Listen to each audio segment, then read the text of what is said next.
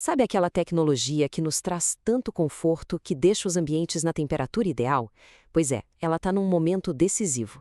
Está acontecendo uma revolução meio que nos bastidores. E o motivo é uma verdade um pouco incômoda. Os fluidos que refrigeram nossos espaços têm um custo para o planeta. Bora entender o impacto dessa mudança.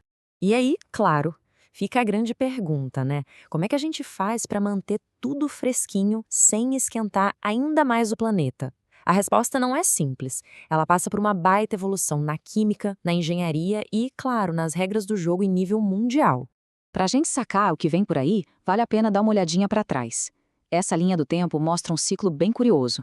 A gente começou com fluidos da própria natureza, aí pulou para os CFCs, que depois descobrimos que destruíam a camada de ozônio. Em seguida vieram os HFCs, que são gases superpotentes para o efeito estufa.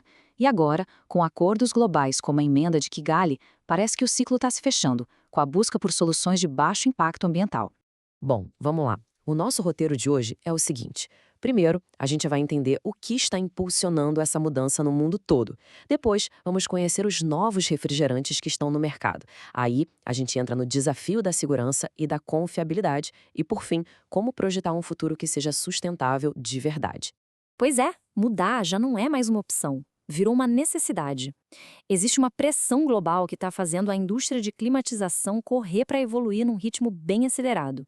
E o motivo principal? O impacto que os fluidos refrigerantes têm no nosso clima. A sigla da vez aqui é GWP, que significa Potencial de Aquecimento Global.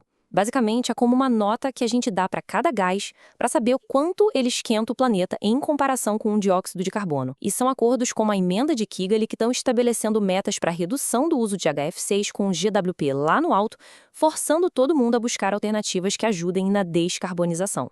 E olha só que impressionante a diferença na prática. Se a gente pegar o R410A, que era o padrão antigo, o GWP dele é de mais de 2.000. Já o R32, uma das novas opções, tem um GWP de cerca de 675. Isso significa uma redução de mais de 67% no impacto. É um ganho ambiental gigante, só trocando um fluido pelo outro. Ok, vamos em frente. Já que os refrigerantes mais antigos, como o R410A, estão saindo de cena, quem são os substitutos? É hora de conhecer a nova geração de fluidos que está chegando com tudo. Olha só os principais nomes que estão surgindo. A gente tem os HFCs com GWP mais baixo, como o R32. Temos também as HFOs com GWP praticamente zero, é incrível. E temos os hidrocarbonetos, que são fluidos naturais, tipo o propano, que é o R290. Mas presta atenção ali na última coluna. Esse benefício ambiental todo vem com um novo desafio, a inflamabilidade. E isso muda tudo. E aqui a gente chega num ponto super importante. Porque assim, esses novos fluidos resolvem um problemão ambiental, é verdade. Mas eles trazem outros desafios, principalmente para quem projeta e instala os sistemas. Lidar com a segurança e garantir que tudo vai funcionar direitinho, ou seja, a confiabilidade, é a chave para o sucesso dessa transição toda. É super importante entender essa diferença aqui. A gente tem a classe A2L, onde está o R32, por exemplo. Ela é chamada de levemente inflamável, o que significa que é mais difícil de pegar fogo e a chama não se espalha rápido. Agora, a classe A3 do propano, bom, aí a história é outra. É altamente inflamável e pega fogo com mais facilidade.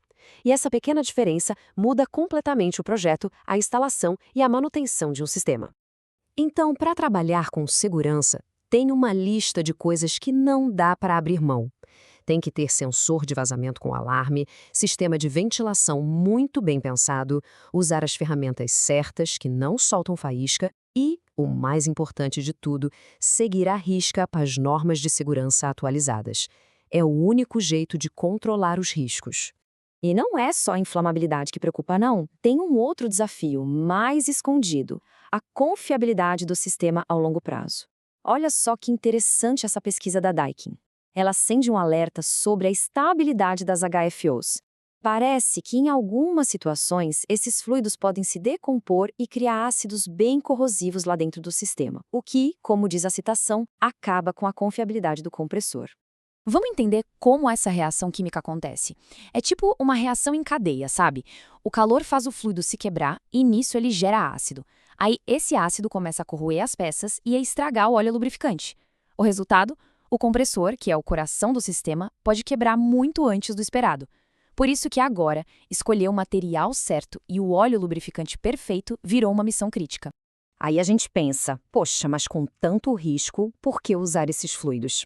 A resposta é simples, porque o ganho de desempenho vale muito a pena. Dá uma olhada nesses gráficos. Eles mostram que o R32, por exemplo, entrega muito mais capacidade de refrigeração do que o R410A usando a mesma energia. Então, é exatamente essa balança entre os riscos e os benefícios que os engenheiros e projetistas precisam equilibrar o tempo todo.